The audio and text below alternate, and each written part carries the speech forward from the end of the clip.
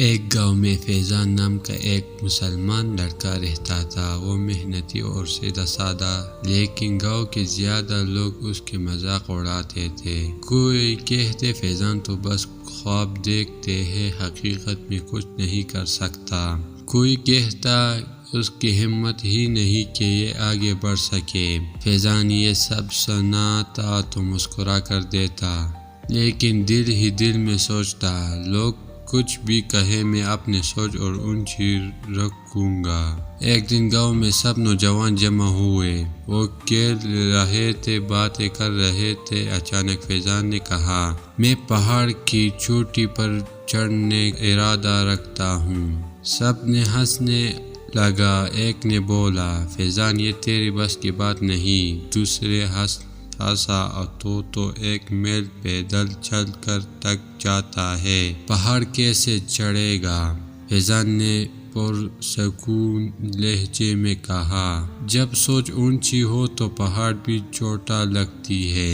اگلی صبح وہ اکیلے پہاڑ کی طرف چل پڑا۔ راستہ مشکل تھا، کبھی پھسلنے، کبھی کانٹے، کبھی پتھریں۔ زمین کئی بار گرتا لیکن دوبارہ اٹھ کر آگے بڑھتا تھا۔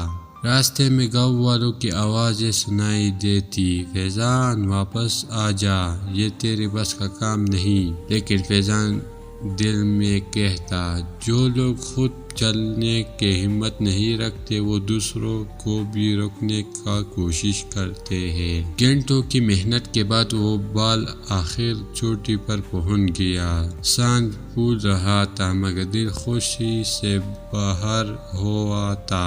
اس نے نیچے دیکھا تو گاؤں کے سب نوجوان حیرت سے اس کی طرف دیکھ رہے تھے۔ فیضان نے بلند آواز میں کہا، تم نے میرا مذاق بنایا، لیکن آج دیکھ لو میں کہاں ہوں اور تم کہاں۔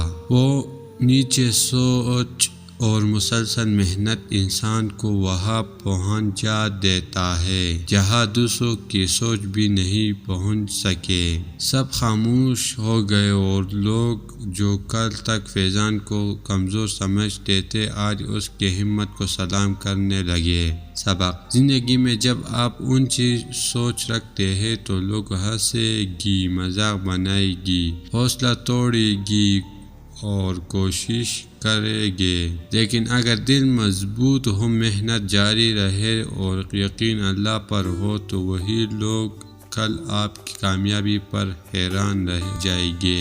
اونچی سوچ رکھنے والا کبھی نیچے نہیں رہتا۔